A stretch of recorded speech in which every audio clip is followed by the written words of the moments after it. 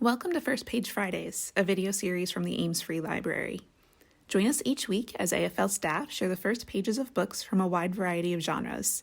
We'll read everything from new releases to titles from the library's most popular authors and even some of our personal favorites. The Mosquito Bowl, A Game of Life and Death in World War II by Buzz Bissinger.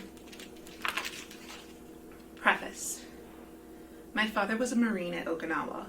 He was drafted in 1944 during his freshman year at Dartmouth College.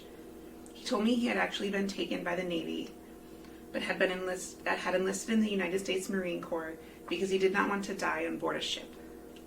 Knowing even as a kid a smidgen of the history of the Marines in the Pacific, that struck me as the strangest logic I had ever heard. But he was suited to the Corps. He was tough, an excellent football player at guard in high school despite being only 5'9" and 165 pounds, once separating his shoulder and having his coach pop it right back on the sidelines. He never talked about Okinawa except for the little odds and ends.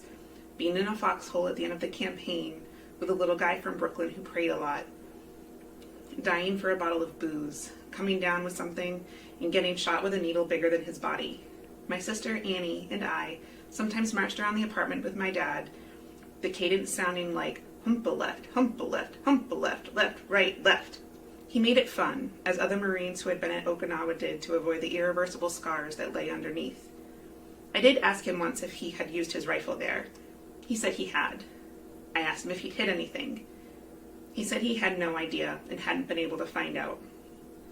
That was all he said, going outside to smoke a cigarette when the subject of Okinawa came up. It was his private space. To ask further would have been to violate it. I know he had seen things he could not bear, so at odds with his humanity and pacifism. He hated guns, but he did what he did because there was no other choice. Duty back then was not up for discussion. I will not embellish. He was not wounded. I can't say for sure how much action he saw, but I know he was there, and that's enough for me and should be enough for the rest of us. He was a hero because he was in the war. He was not a war hero. When I embarked on the Mosquito Bowl in 2017, with the 82-day Battle of Okinawa in World War II integral to the book, it was not because of my father. It was not some search and discovery story. I had no idea what regiment or battalion and company he had been in, and had never searched for the information. As I was doing a book proposal, I looked up the military records of the men I might be writing about. Because many of them had died at Okinawa, I wasn't sure I could do the kind of reporting that was necessary. My other nonfiction books had been based on being there, so-called immersion journalism. This was the opposite. I wanted the men to come alive as flesh and bone before their deaths. I went back and forth on whether I could really get to their core and do them the justice they deserved. As I conducted my inner debate, the irony of researching the careers of others, but not my father's, seemed crazy.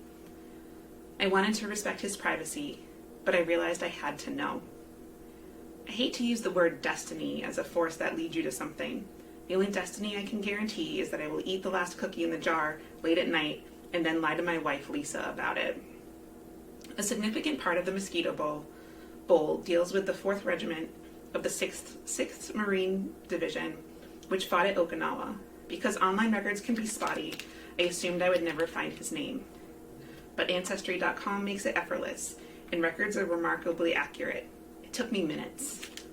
There was my father, Harry G. Bissinger, on a muster roll attached to the 1st Battalion of the 4th Regiment of the 6th Marine Division as a private.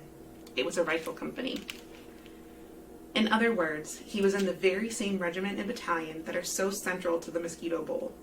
Because many of those I wrote about were great college football players, and my dad was a great sports fan, I have no doubt that he knew of them and maybe met some of them. It was that discovery that made me realize I had to do it. It was destiny, after all. I would be writing exclusively about other Marines, but I knew that I would be writing about my dad. He left us far too soon, dying at the age of 75, roughly 6 weeks after 9/11, invaded by leukemia that devoured him in 4 months after diagnosis. I so terribly wish he was here for so many reasons. A man of incredible charisma, charm, and humor, who wasn't above taking a drink or 2 or 3, because that's the way his generation rolled. He was one of those rare people you always wanted to be around. For all his ebullience with others, he was very hard on himself. He really took pride in anything he did, despite all of his accomplishments, one of which was being a Marine. I still terribly want to tell him how proud I am of his duty on those killing fields. This book is my way of doing it.